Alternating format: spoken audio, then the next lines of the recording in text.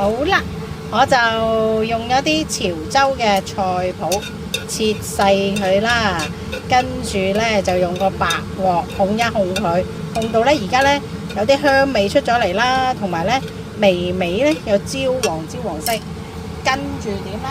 我就攞咗啲雞蛋打勻佢，落咗少少胡椒粉鹽啦。好，然後我而家就整嗰個菜脯蛋啦。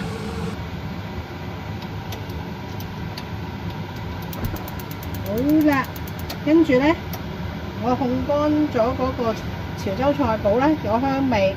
然後我而家呢，俾翻少少油，因為頭先白鑊啊嘛，我而家呢就落翻少少油落去。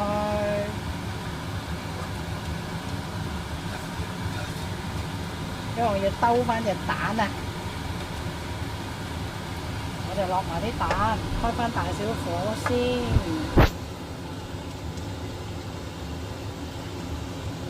我今次呢度就落咗3隻蛋，咁有陣時人多呢，你咪落多2隻咯，視乎你人多人少啦。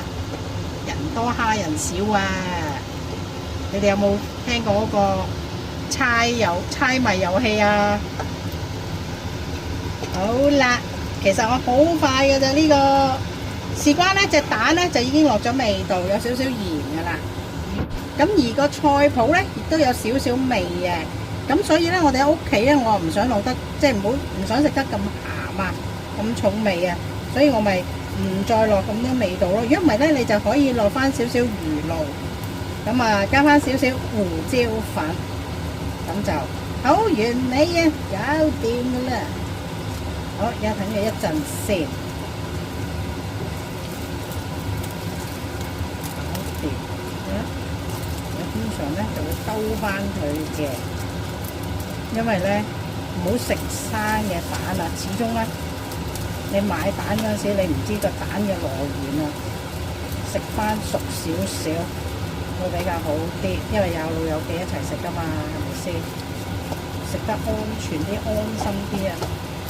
睇下隻蛋幾靚，好啦，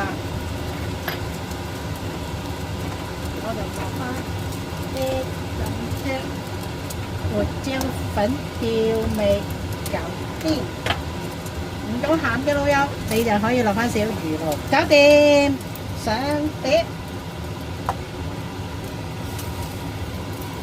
幾靚，隻蛋幾蓬鬆，哇！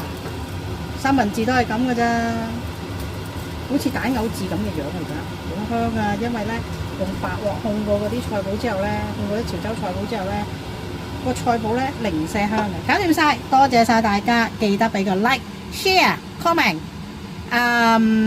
或者 super thanks 啦，多謝大家，好啦，拜拜，下次見。